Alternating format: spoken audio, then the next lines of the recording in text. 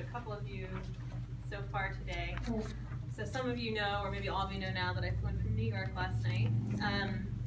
I go to a church that's in the very, very top of Manhattan. I can't hear you in the back. Do you want a microphone or do you want to? No, I'll project better. Okay. Sorry about that. I have my classroom voice. Okay. So I go to a church that's on the very northern tip of Manhattan. I teach at the General Seminary, which is the Episcopal Seminary in Chelsea, New York City. Some of you may know it's now one of 2 Episcopal seminaries that we have in Manhattan. So we're going through some changes in the city. And I also work as a chaplain. I also work doing pastoral care with a psychology practice that caters mainly to queer and transgender people. I'm also writing a book, and I also have a 10-year-old son, and I used to be a harpist. Wow. So on top of all that, I'm an ordained Baptist. I got my PhD from Catholic University, and I'm a lay Episcopalian. So I have overlaying identities that I'm bringing to you this morning. I come from a lot of different places and backgrounds. And I wanted to tell you all that because I think it's important that you know where the person talking comes from, right? We all come from a particular location. So I'm here to talk to you about storytelling, ostensibly. What it is like to share your faith story, what we can think about when we're in situations where it feels appropriate or not appropriate to share faith stories, things like that. But before I do that, I want to tell you how I got started with storytelling. So I'm really kind of a newbie on the storytelling scene, to be perfectly honest. In New York City, there really is a storytelling scene. And in case you don't know, storytelling really is kind of a national scene too. There are people who are just really into storytelling. And they get together and have storytelling nights, like whether it's at bars or at restaurants or in people's living rooms. There are also a zillion storytelling podcasts. There are some that are more popular than others. There's one called The Moth. Has anyone heard of The Moth? Yeah. And of course there are things that are on like NPR. I think like This American Life. Where it's really just all about hearing people's stories. And this is in some ways something very new. That it's taken on this new life in our culture. And on the other hand, this has been going on forever, right? Like, people like to tell stories. People like to hear each other. That's what makes a good dinner party, right?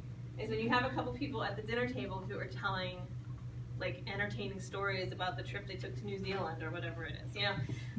That's what makes people connect and want to hang out. Anyway, I got involved in the storytelling scene in Manhattan through a woman named Kelly Dunham. Kelly is, okay, so this is kind of like New York lingo. This is going to probably seem really impolite, but this is how Kelly identifies herself, okay? She identifies herself as a fat, gender non-conforming queer person, okay? And she's also currently, like, disabled, in that she has to use Access-a-Ride to get around the city. She can't use a subway because she has this terrible knee surgery that's not healing and stuff like that. So, and Kelly is also a nun, okay? So she used to be a Catholic nun. She is now like a community organizer and a stand-up comedian, and she speaks Creole, and so does a lot of work with like Haitian populations in New York City. She's all over the place. She started this thing called Queer Memoir in New York City. And what it is, it's one of like a zillion storytelling nights that happens. And it happens maybe every 2 months. And they have it in a different place every night. It lasts for maybe an hour and a half. And there are maybe 6 or 7 people that get up and share a story.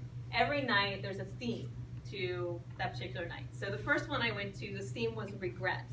And everybody's story had something to do with something they regretted or didn't regret, or wondered if they should regret, or might regret in the future. You know, really like went the whole gamut of how we would deal with regret. They were absolutely the most diverse group of people I've ever seen in a performance. They came from like every racial, social demographic you could imagine, pretty much, although they were all queer. So this is a queer memoir, so it's for people that identify as lesbian, gay, straight, lesbian, gay, transgender, bisexual, queer, and you know that keeps getting longer and longer. Okay, so I talked to Kelly afterwards, and I said, I need to have a meeting with you. Because I thought, when I left that storytelling night, I left feeling like this was church. Hearing these people's stories, some of them funny, some of them deeply vulnerable, and some of them just blowing my mind. Like, I never even thought of that. Like a perspective I never even considered. There was a Hindu person, or someone who grew up Hindu, who wasn't Hindu anymore, but his family was Hindu. And when they came out as gay to their family brought them to a Hindu guru who said that they would be cured from being gay if they ate 2 bananas with the skin on. And they did it. I mean, isn't that crazy? And so, I remembered all this stuff, right? I mean, I was just like, whoa, that's one of the weirdest stories I've ever heard. But then got to hear about all their emotions and feelings and what that was. I mean, it was so powerful.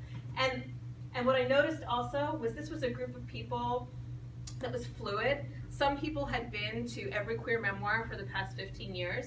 Some of them were like me. It was their first time. But there were these rituals that were part of the gathering. Like when somebody got up and said, hi, this is my, I'm so-and-so. It was kind of like an AA meeting, and that, then there was a response. It was like, we're glad you're here, or something like that, So there were these kind of ritual parts of it.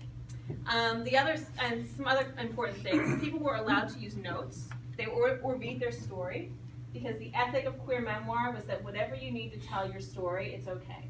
This is not really a performance. This is about you getting to tell your story. And it was not recorded. This was not a podcast. When I talked to Kelly later, she said, yes, these are all things that are intentional. This is never going to be professional. We are never going to be the Moth, although people have offered to make us, big and important. She said, I'm never going to have a show that is majority white. I'm always going to book more people of color than white people. And we're going to have these rituals, and it's always going to be about storytelling amateurs.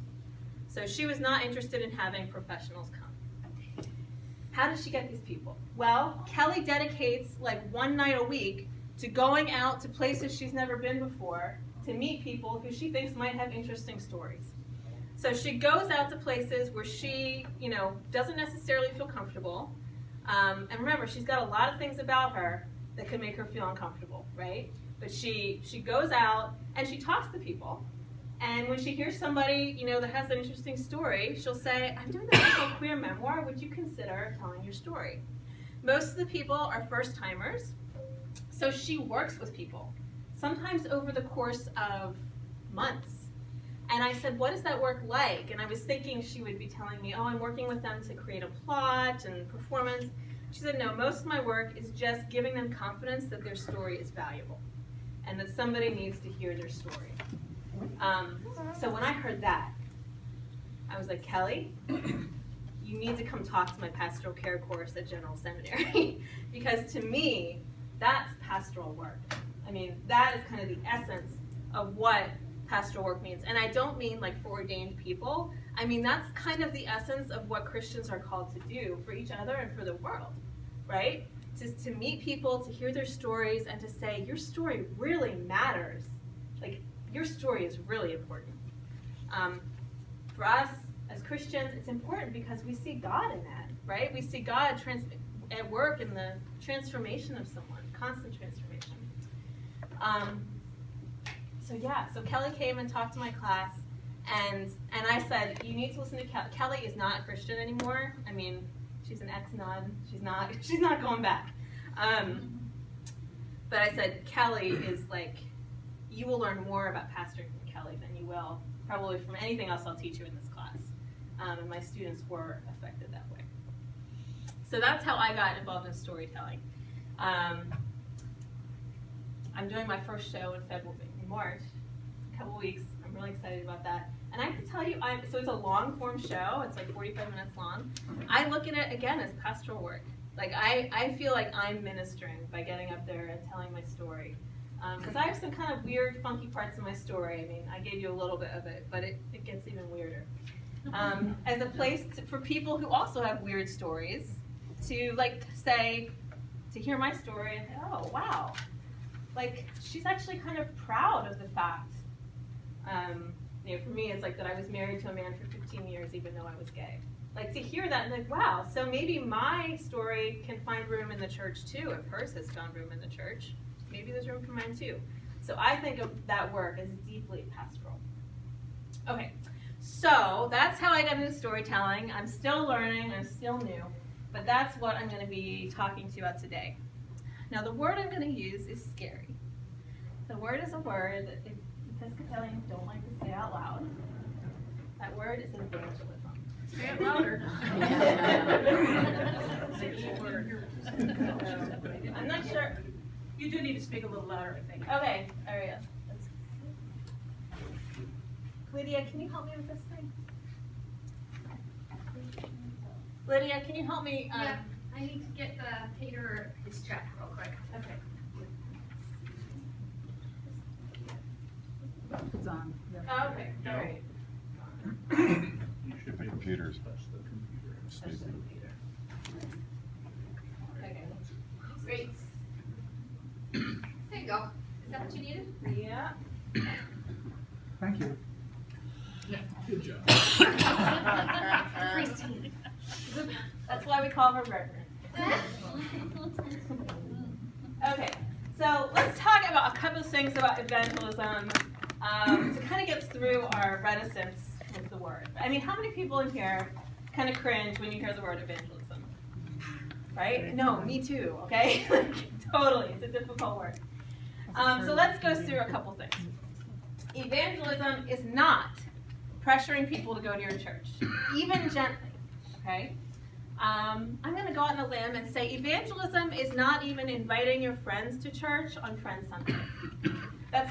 That's a good thing to do. I'm not saying you shouldn't do it, but that is not necessarily what I'm talking about when I say evangelism.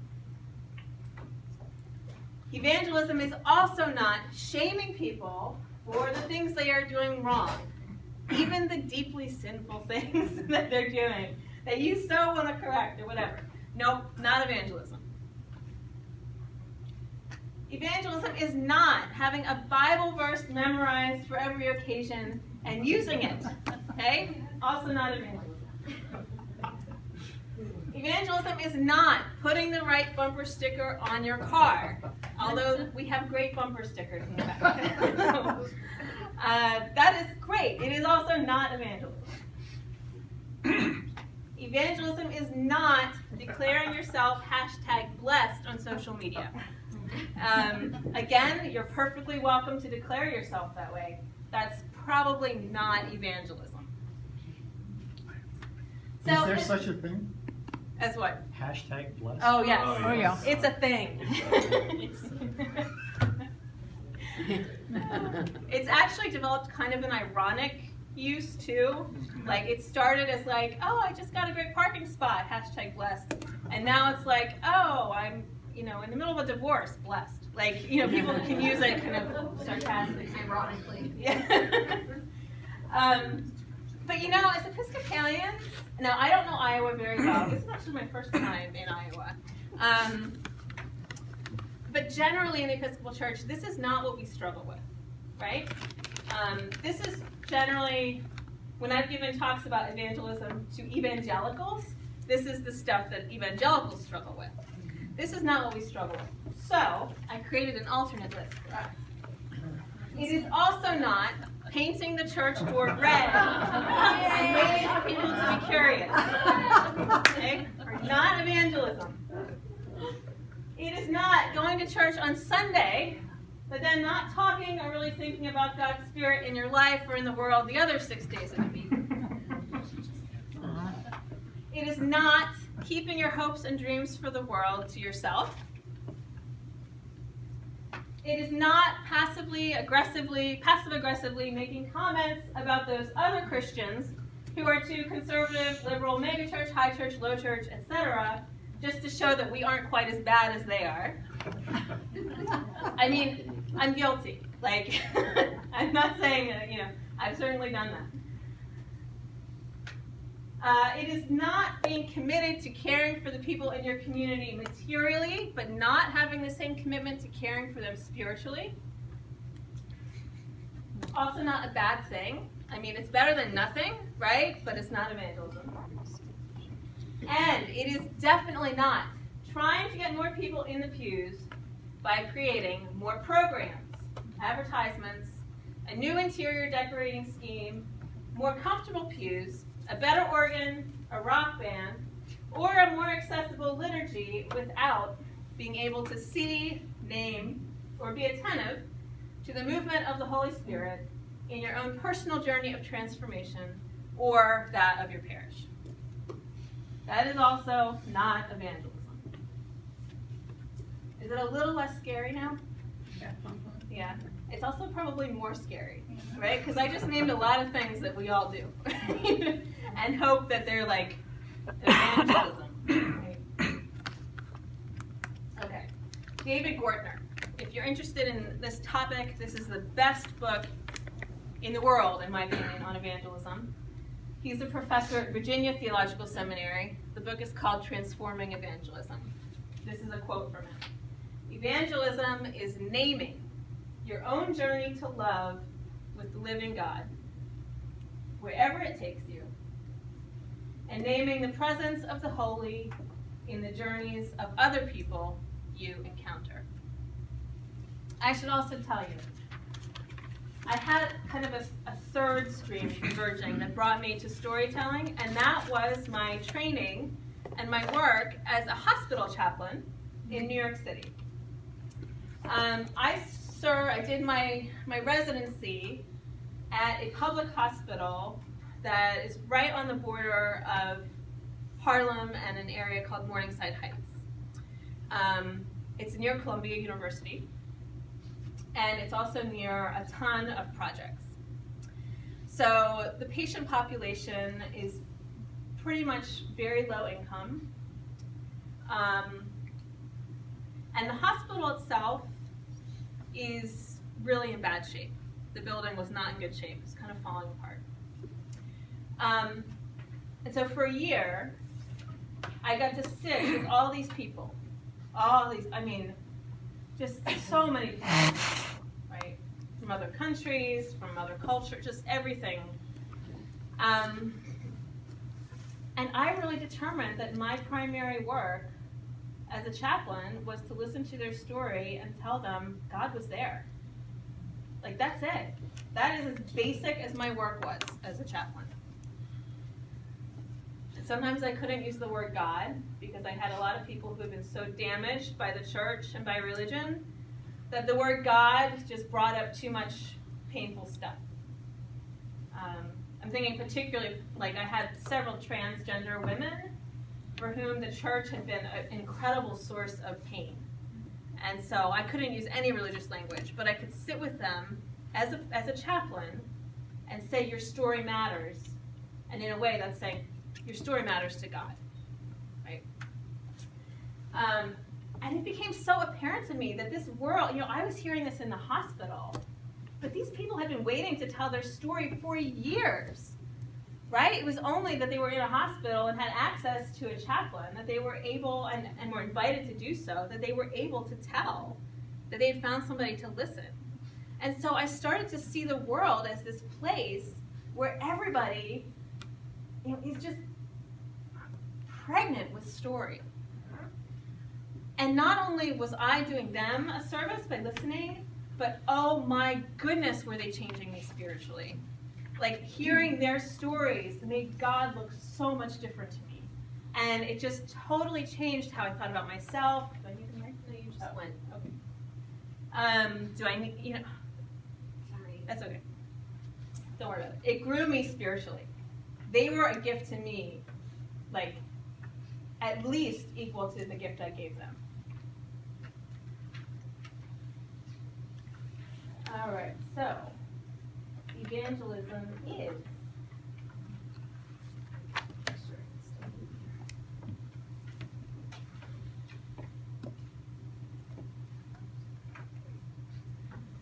a spiritual practice in which you grow closer to God.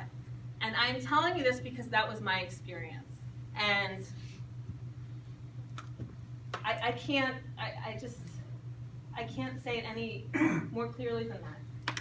My work as a chaplain, my work as a storyteller, my work cultivating stories from others, in some ways it feels very selfish because I just feel like I get to see where the Holy Spirit is doing all this crazy cool work in the world, and it changes me. It's also hopefully good for the people that I'm with, but it's just so good for me. So it's a practice in which you grow closer to God. It is an expression of gratitude. Yeah. So when you say it's changing you, do you have a sense of you being changed because you're like an on-the-spot reporter? You can now see the movement of the Holy Spirit through the stories? Yeah, and it's an interesting thing. So I was a music student in college. I played the harp. And my first semester of music school in college, I had to do something called transcribing. I had to take a Beethoven string quartet and transcribe it into 4 parts. And, okay, this was before the internet, so I had to go into the library and listen to it in one of the little library listening rooms. And, do you know how hard it is to tell the first violin from the second violin? I mean, it's the same instrument, it's not like a tuba and a flute. And so when I sat down to listen to it at first, I was just like, how can anyone do this? But I kept showing up because you don't have any other choice. You keep going to the library, you keep showing up, you keep listening to it, you keep messing around. And then by the end of the semester, I could hear it. And that's what it's been like hearing stories. It's like, the more I listen, the more I hear. And it's totally, in music we call it ear training, this ability to hear intervals. And so at first you can't hear it, but then after you keep exposing yourself to it, all of a sudden you're hearing it everywhere. And that's totally been my experience with listening to other people's stories. So it's attuned me more to the movement of God in the world. One of the great surprising gifts of it. Evangelism is an expression of gratitude. This is absolutely true. When I tell my story, whether it's to my friend or at my show or whatever it is, it's simply because I honestly feel like I can't believe I made it through that. Whatever it is that I'm telling. I can't believe I made it through that story and that I'm alive. I can't believe I still like being alive, I mean, to tell your own story, and that for me, it's an expression of gratitude. That's at the heart of evangelism. Sharing your joy. It is an expression of trust. And this goes to the ear training thing again. It's an expression of trust that the Spirit is working in your life, and also that the Spirit is working in every single person's life. Everybody you meet, the Spirit is working with them. They may not know it. They may not see it. You might be able to. With some time and some deep listening, you might be able to see that. It's a gift. And evangelism is made possible only by your own awareness of your own stories of transformation. This is kind of like when you're on an airplane and they say, put on your own oxygen mask first. It's kind of like that with stories and telling your faith story and hearing others. It's really hard to hear it in other people's lives, in a real way, unless you're also doing your own work and listening to yourself and listening to where the Spirit is in your own life. So, and for me, I should say that awareness grows hand in hand. It was listening to my patients that first really got me to a place where I was hearing my own story in a new way. And it's kind of like they go hand in hand with one another. It's not a chicken or egg kind of thing. But you get to a certain point where you need to be able to know your own story. So, here's the big secret. Evangelism is, at its core, learning how to listen. It's not about learning how to speak. It's not about learning the best argument for the existence of God. It's not about having the Bible verses. It is really just about learning how to listen. And that's a skill, right? I mean, think about when was, when was the last time that you knew someone was really listening to you? Like fully present. It's a transformative experience to be listened to that way. And what I learned from my time in the hospital is that there are people who go decades without it happening to them. And that's the reality. Like when we think about how the world needs the church, that, oh my goodness. Think about that. Like 30 years without anyone ever really listening to you. And then receiving that gift from somebody, like, that is so powerful. It's about listening to the Spirit. And it's about listening to the stories of others, how the Spirit is at work in their lives. And so, when we equate evangelism with filling the pews, saving the Episcopal Church from decline, or keeping our own personal parish afloat, we have completely missed the point. Like in a really tragic way. Because this is all about, these are activities of speaking. Right? These are not activities of listening. And it's like being a musician. As well, you know, you learn how to play by listening. You know? Like when I first sat down to play the harp, now the harp's a pretty beautiful instrument. It's hard to make it sound bad. But I didn't learn what a good tone was for years and years and years. I had to just learn it by hearing it. And that's what gave me the ability to play well, you know? It's the same way, I think, with the spiritual life. Okay, so nuts and bolts, just a couple like practical things of like, how do we do this? Okay, and I'm just, you know, when I teach this stuff in my seminary class, I kind of jokingly say, okay, this is my lecture on how to be a decent human being. It's really like that basic, you know? Sometimes I think like seminary education is completely, or should be, like how to be a decent human being. Like if we get that, we've won, you know what I mean? Okay, so ask people how they are and listen for the answer. So I'm talking about like your grocery store clerk or, I don't know, your neighbor, absolutely, the person who lives next to you. I don't know Iowa life that well. In New York, I'd be like the MTA officer, or like, you know, I'd have this whole list of people, but I'm not quite sure what daily life is like here. What are some examples? Like, I'll give Coffee you shop. Yeah. asking your grandma how she feels Totally. and listening, and you better be prepared to be there for a while. Because she's going to tell you every ache and pain. Totally. So don't ask the question unless you're willing to listen. Absolutely. Well, and then flip it too, your grandchild. Right. Right? Like, children.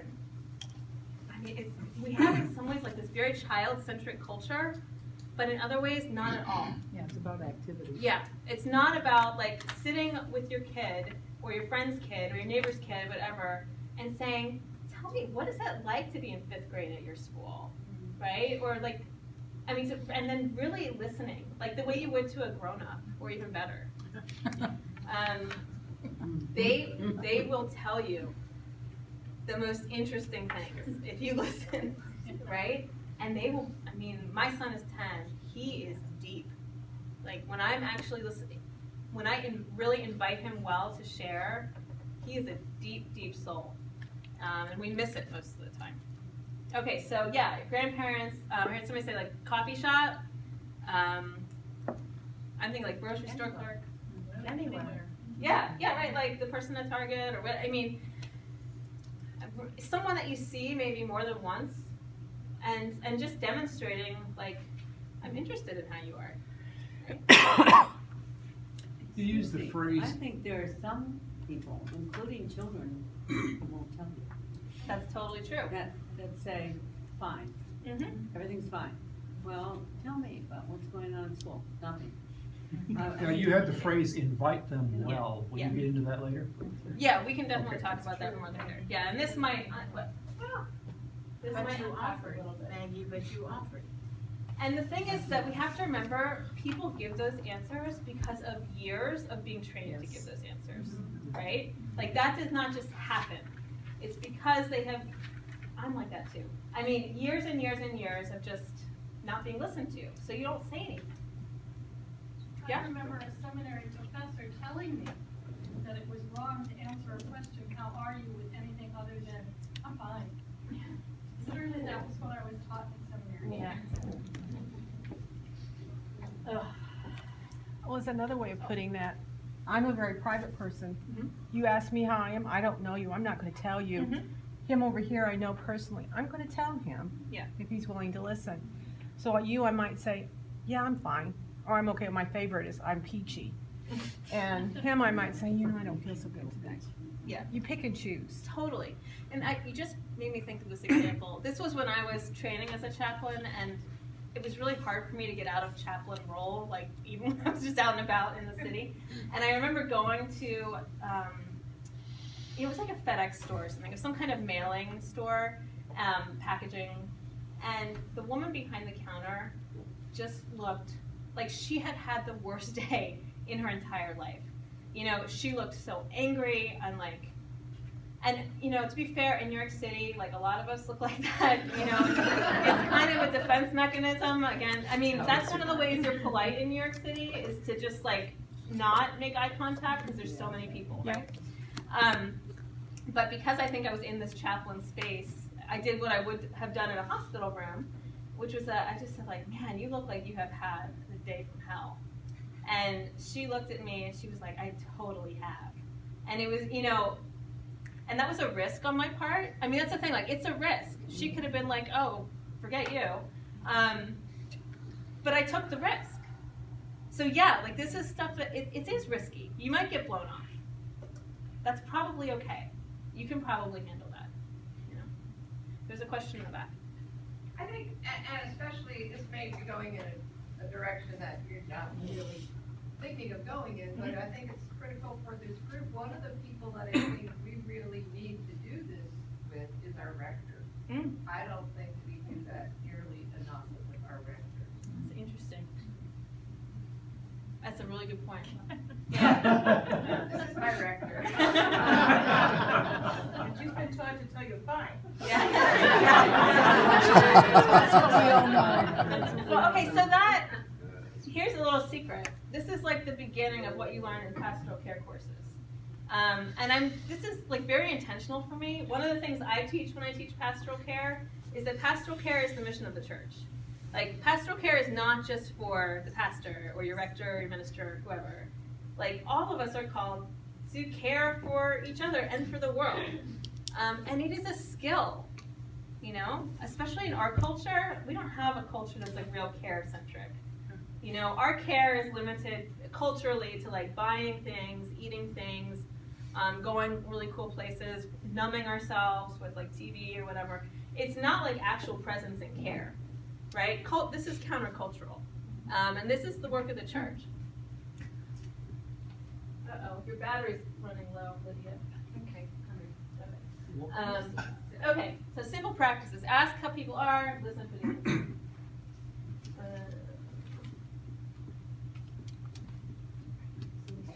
And then ask a follow-up question that shows you actually were listening. And here's the challenge, and here's the risk. Don't just ask about the facts. Don't just say, like, oh, you know, so where is your mother staying in assisted living, right? Like, don't stay on that level of facts.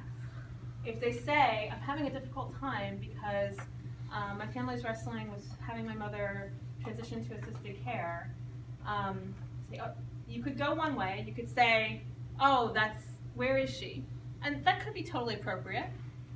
You could also say, oh, wow, that sounds so hard, right? Or, oh, that must be so difficult for you. So to take that extra, or is that difficult? Or, oh, are you all having any conflict over that? Or, oh, like, what's that like? I mean, think of that as like your bread and butter question. What's that like? What is it like to do that? Be curious.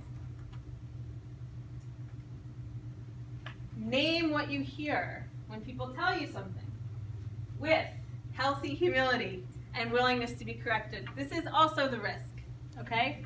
So, for example, if someone says, you know, oh, my son is applying for all these colleges and like he might not even get in anywhere. It's like, that sounds really scary. They might say, no, it's not scary, it's just a little anxiety producing. Okay, fine, it wasn't scary, but you opened up the conversation to show that like you care about their feelings, you care about their experience, right? Another example, I would feel so overwhelmed if I were you. Are you feeling that way? So that's showing like, I hear the overwhelmedness. Is that your experience too? Or lest we think that the world is filled with people who are just constantly miserable, although I guarantee you that like 75% of us are. You could be lucky and get to that 25% that's just having a really great day. And this is so powerful. I mean, seriously. You sound so happy. It's good to see you happy. Like, I remember when this, see, that's an example because I remember when somebody said that to me. Like, it changed the way I saw that person. I was like, you've noticed me? Like, you've noticed that I'm not always happy? Like, you're pleased that I'm happy? Like, I mean, it was kind of just like, wow. I mean, it doesn't sound very revolutionary, but I remember it. And this was in college. Like, I was 18 when this was said to me. What this line of thought and questioning and back and forth allows for is being vulnerable yourself. Sure does. And when you can do that in a lot of different environments. Can you repeat what she's saying, please? Sure. This line of like conversation allows for people to be vulnerable. Shows that, but it also requires the listener can also yeah vulnerability. Yes. So the listener also is stepping into a vulnerable space, and that's absolutely true. That's very trust. Yes. Trust can develop from there. Yes, and I would say, so trust develops from there, that's absolutely true, and it also takes trust to go there. And by that, I don't just mean trust between the people, although, you know, I'm not advocating that you go up to a stranger and be like, wow, so are you a single mother? Is that really hard? Like, I'm not advocating for, like, unhealthy boundaries and things like that. Because there is a level of trust that you need to be appropriate, right? But it also, the more you do this, you'll find out it takes trust that God is with you. Because when you become a person who is willing to hear people's suffering, you need to know that God is with you, because that's a very difficult space to be in. To actually hold other people's suffering with them. It's very hard. I got something to share with you. Mm-hmm. I find it very interesting with some of the things that you shared here, because several years ago I took befriender training at Genesis Hospital about taking calls on the patients in the hospital, especially those that didn't have anyone nearby that they could talk to. Yep. And the very first thing that Chaplain Jeannie Olson said, I'm going to teach you to listen. And of course, I was ready to get up and leave because that's not my forte. and she said, in summary, she said, be brave enough to care and brave enough to make a mistake. And I thought, you know, that is evangelism. Yes. That you step out of your comfort zone. And you never know whether or not somebody is going to rebuke you. You're going to go in and ask permission. I'm from the spiritual care department. Well, I'm Charlie Rodriguez from St. Albans Episcopal Church. The thing is the same. Yes. And could I visit with you a little bit? Or could I talk to you a little bit? And then when you ask the question, again, you reiterated what she was always saying. When you ask a question, listen. And then the other thing that really helped was paraphrase, so you understand what that person said to you, and then you're giving it back to her. You're communicating that, and then things melt. Mm-hmm. If you find that commonality, that common ground, everything, all the barriers come down, and it's actually miraculous. It's shocking, isn't it? The first couple times you experience it, Because you think, oh, people are so guarded, people don't want to share, people are, but you'll find it's really true, like what you said. If you just show up and listen and show that for just a couple exchanges, and that you'd be shocked to know how many people are dying to have somebody really listen to them. Question. Uh-huh. If you're the person being asked how you are, Mhm. how do you judge whether or not somebody is truly listening?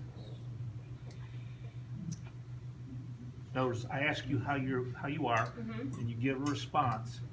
How are you going to judge that I am truly listening? Yeah, it's a good question. How about what's your experience with it? You shut your mouth and you wait till they stop. Okay. It's true. I think a lot of that is eye contact. Yeah. I mean, you ask somebody a question and then you get distracted, the person is explaining it to you, and you're sort of, people know when you're not connected. Totally. We know. Yeah, right. We know. This is part of being human. But I think it's also how you respond. If someone actually, 'cause most people will say, oh, I'm fine, right? If someone doesn't, if they actually tell you a little bit more, and then you say, oh, wow, okay, have a nice day, or, oh, wow, and then you just start telling all of your stuff, then they know you weren't listening, right? How do they know? It's by how you respond. It's by the words you use when you talk back to them. I think that's a huge part of it, and definitely eye contact and presence and all of that. Okay, I know there were a couple more questions. We can do more questions after lunch. I just want to make sure I get through everything I want to download to you real quick, okay? Okay, listen to other people's burdens and don't offer a fix-it or an answer unless you are asked to, which will happen less than 1% of the time. Most people do not want you to solve their problems for them, okay? And if they do, they will tell you. Like, they'll be very honest about that. And what is this? This is showing someone that you can actually share their burden with them. That you can actually be with them without making the burden go away. Or pretending the burden can be solved quickly. This is showing that you will be present with them even if something is difficult. Practice holy curiosity. This is the bedrock, to me, of presence, of evangelism. Where is the Spirit moving in this person's life? It's not your job, like you don't have to think like, oh, I need to name that, like right away or ever. But the more that you become aware of that and see it, the more you'll be working with the Spirit. And evangelism is about, it's a spiritual practice. It's about working with the Spirit. So, question, just for thought. What if Christians were known as the best listeners in the whole world? Like, what if we were those people? I mean, talk about transforming the world, right? It's just absolutely transformation. Yeah, right? This would change everything. I mean, you think Christians are 75%, give or take, of our culture, I think? 75%. Imagine if 70% of our country were great listeners. Right? Amazing. What if we were countercultural because we could see beauty in hidden places? I think about, again, I'm thinking about this one trans woman that I knew in the hospital who just, her whole life, she had just been told what an aberration she was. That she was doing it wrong. Basically, she was doing human wrong. And to be the person who can sit with her and say, you have overcome so much, right? When I said that to her, I was speaking truth. I was not lying. I was definitely speaking truth. And it was maybe the first time she had heard a religious person say something good about her. Which means that it was the first time she had heard somebody say, I think God probably likes you too. Like, basic and powerful. And then, what if you could be that person? What if you could help people by seeing and naming sacred beauty in their lives? This is so much deeper than like your church starting a new program, you know? This is like the bread and butter of Christianity. And then the practical. How can we foster this in our own parishes? This is a question I pose to my students every semester because it's, David Gordner differentiates between primary evangelism and continuing evangelism. Continuing evangelism being the evangelism that's constantly going on in parish life, whether that's of children or young adults or adults or older adults, whatever it is, because we are all constantly in a process of needing to grow in our faith, right? God's Spirit isn't about things staying static. God's Spirit is always generative. God's Spirit is always about growth. So how do we foster this kind of continual growth in our parishes? Okay, so I have like 3 minutes left. So I'm going to run through this super quick, okay? In short, I'm going to turn to the classical music world to provide us with some framework for this. Okay, so there's a critic, a classical music critic, and he's a composer and a conductor. His name's Gregory Standout. He has a blog. He's really big in certain factions of the world. And his whole journey in life professionally has been about how to make classical music quote unquote relevant again. Because classical music, much like religion or the church, is experiencing a rapid decline. People aren't going. The people who are going are generally people who people who go to classical music performances are usually pretty well off financially. They're usually highly or well educated. They're usually chronologically gifted, and generally other people aren't interested. So Gregory Standout makes this suggestion that it's not the music that's the problem. It's the conventions around the music that's the problem, right? It's that people feel like they have to dress up. It's that ticket prices are too expensive for millennials and Gen X or whatever. And this is the most interesting part, and that it's not relational. Classical music have all these conventions around it where the conductor, has his or her back to the audience and is conducting the ensemble. The ensemble, you very rarely see them crack a smile even. Yet they're performing this music that is deep and intense and, it's full of really gutsy kind of stuff. I think of Igor Stravinsky. This is one of the classic stories in classical music. The Rite of Spring, when it was performed the first time, started riots, because he made a bassoon play really high notes. I mean, it's a different world. I know that's really scandalous to you now, but it had power, So he makes all these suggestions about, okay, what if we do string quartets in a bar? What if we had, what if we had classical musicians that also use drum machines, along with their music? What if we had a multimedia performance? He worked for a couple years at University of Maryland, which was my alma mater, and he had them do a performance of Debussy's Prelude on the Afternoon of a Faun, which is a beautiful piece of music that's usually played sitting down with everybody at their instruments. He had the musicians memorize it, not sit down, and actually move around to the music. Beautiful and fascinating. It became, it was huge on YouTube. For classical music, it was huge on YouTube.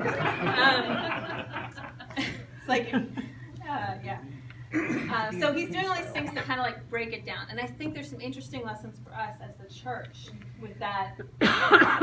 Okay? So, what he says, new classical music audiences want to participate. We are musicking together. That's a term from ethnomusicology. The idea that when people are together, music is actually a verb. It's not a product. Music is something that happens relationally together. It's not just something that's created and packaged and sold. People want to connect with each other and connect with performers. He also had classical music performers go out in the lobby after concerts and talk to people. Tell them why I play. What does this music mean to me? New audiences want to hear that. They want to hear the story, right? The story behind the music, the story behind the person who's playing it, all of that. That gives it context and meaning. And they want to experience transcendence, beauty, passion, etc. So, just a couple things they did, just because I think it's interesting. They use multimedia. They break down the wall between performance and audience, whether by meet and greets, or they actually have the performer speak from the stage sometimes, which was kind of new. Having the performers memorize and move around different venues like bars or parks or wherever. They would engage popular culture in a lot of interesting ways. Some of the most well-attended classical music concerts are like movie music, right? Or video game music now. Like, that's a big thing, video game music. Which classical musicians, I was one for a while. Like, we have kind of a snobbery towards that. I think there are some things that we could say the church also has some snobbery towards, right? There are analogs. Creating a story, so they would work to have some kind of story being told with the music, or to make the story that was already there more apparent. And they would mix genres. So it wouldn't just be a night of like 18th century orchestra music. It would, or even like 17th and 18th century orchestra music. They would maybe also include some modern music, Okay, so some questions for our liturgy, because this is a big part of where and how we gather. Right. You mind if I go a couple minutes? Oh, no, of course. How does our liturgy give and embody hope? These are just things to think about. How does our liturgy invite people to the creative work of God? Have you even thought of liturgy doing that? That the liturgy, because it actually is that. It is an invitation into the creative work of God.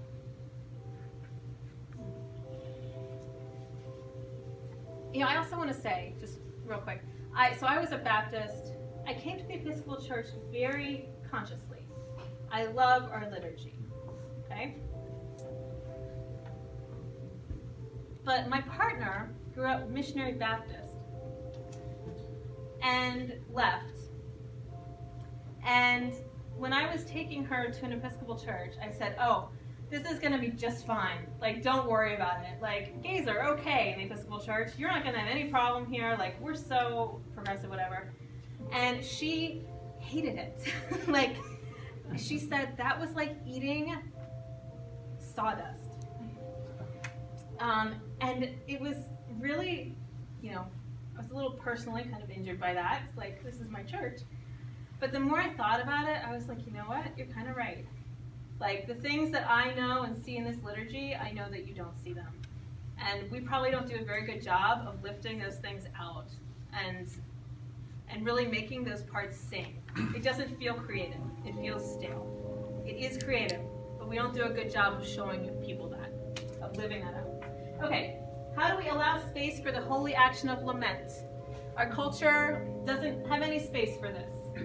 For lament, except maybe popular music, strangely. Like, popular music has some lament going on. How do we do that? Because I think we need more than just reading a psalm of lament and then walking away from it. What is lament exactly? Lament is, it's 1/3 of the Psalms. These are psalms that are about, like, where is God? I'm doubting God's presence. Why are bad things happening to me? So just crying out about your misery or your sorrow or your doubt. How does our liturgy speak difficult truths in a world that prefers easy truths, easy lies, and half truths? And create a safe space for sacred vulnerability and connection. Our liturgy can do that. Like, it really can. It's not common, but it can do it. How can we free the liturgy? This is how I like to think of it. Like, I think we have this awesome liturgy and we keep it all bound up. Like, we wrap it up and we don't let it sing. So I don't want to abandon it. I'm not advocating for changing it, but just open it up and really get inside of it. And in the same way that Gregory Sandow interrogated the conventions around classical music, how can we interrogate the conventions around our liturgy? We don't have to lose our identity as Episcopalians. In fact, I think this is actually going deeper into our identity as Episcopalians. When we start to think of the liturgy, like the Book of Common Prayer liturgy, as the very strong foundation and skeleton of a house that we can then like decorate in so many different ways, so many like really different ways, from context to context and from time period to time period, but we all have those same strong bones of the Book of Common Prayer. When we start to think of it that way, the book isn't a limit, it's something from which we spring. There's a lot more possibility. So, some quick specifics, and then I'm going to wrap up and we'll eat. So again, just questions. Offering. Do we have to just sit there? Could we do something else that actually like lets the offering be what it is? Could we stand up? Could we walk forward? I know some congregations do this, walk forward and put things on the plate. Does it have to be about giving money? Could the offering be about something else besides putting your envelope in the plate? Could it be about offering something else together? Prayers of the people. How can we be drawn into the experiences of one another more fully? I see the prayers of the people as one of the most pregnant parts of the liturgy. This is where we really bear each other's burdens, you know? A lot of times we get stuck in kind of a rut of just doing, you know, one form or the other of prayers of the people. But, you know, I think about, does anyone know what Humans of New York is? Yeah. Yeah, okay. So it's this guy who goes around and takes pictures of people and then posts quotes that he does, interviews with them with their picture. And this has just created a movement in the world. Like they have raised, I don't know, like millions of dollars for cancer when he focused on a cancer hospital. And individual lives have been changed because it creates so much empathy for these human beings that people want to reach out and help, whether it's offering connections or money or whatever. Prayers to the People is our Humans of Iowa, you know? Like, that's where we get to bear each other's burdens. How can we do that better? Preaching. Why are we doing this? Can we do it in a way where we're actually doing it together? Where it's not like the orchestra on the stage and the audience in the seats, in the pews. Yeah. Could we break down that wall a little bit? Scripture reading. This is also one of my favorite, like, I think there's so many things we could do with scripture readings. How can we deepen engagement? How can we combat, when I say the false dichotomy, I mean that we either take it literally or we just forget about it. How can we like really show people that Scripture is a place for imagination to grow and for our relationship with God to deepen? The Eucharist. Can we, maybe, I don't know. And these are really questions. I don't know. Maybe we could do something with the Eucharist where like it's even more embodied for us. That this is a place where heaven and earth meet. This is a place where like the sacred and the profane, nothing is really profane, meet together. The entrance. I mean, this is just everything, you know. Why are we doing this? And why? You know, what are we doing? How can this entrance part be more meaningful? How can it be an expression of a community gathering? The benediction and blessing. How do we enflesh what we believe about the church in the world through these rituals? When we bless or give the benediction, etc. Passing of the peace. Okay, so in Iowa, when you pass the peace, does it take like 20 minutes? Yeah. Yeah. It's a little bit shorter in New York because we don't like people in New York. But